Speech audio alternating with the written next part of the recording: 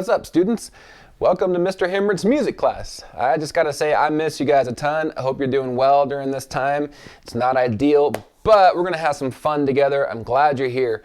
We're gonna play through these songs and hopefully we're gonna be able to learn together and we're gonna be able to play music together. So let's dive in.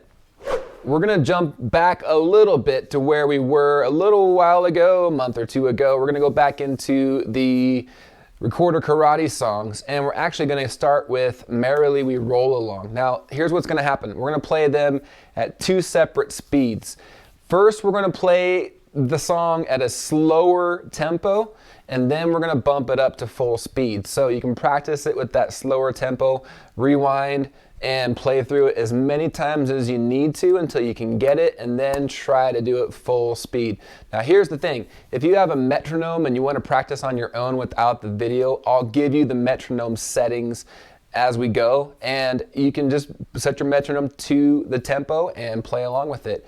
If you don't have a metronome, I would highly recommend getting one. If you have a tablet or a smartphone, you can get one for free. There's really no reason not to get one. So it might be a little challenging at first to play along with it, but the more you get into it and the more you start to play with that unbiased rhythm source called a metronome, then the better you're gonna be tempo-wise and the better you're gonna be when you play with other people as well. So anyway, let's dive right into it. We're gonna start with Merrily We Roll Along.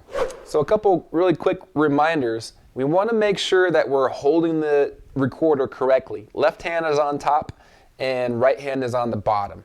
Now when you play these notes, we want to say the word do or to separate each note as you play it. So we're going to breathe into the recorder. We're not blowing into the recorder because too much air is going to cause squeaks. Speaking of squeaks, another way to not get squeaks is make sure you press kind of hard. You want to press so hard that you actually get little circles on your fingers. That's kind of what you're going for. So hopefully we remember the notes. B is thumb and first finger. A, two fingers in your thumb. G, thumb and third finger. And that's all the notes on this song. Anyways, let's get to it. The metronome setting we're going to start with at the slow pace is 64. So remember to count, tap your feet. Here we go. 1, 2, ready, go. 1, 2, 3, 4.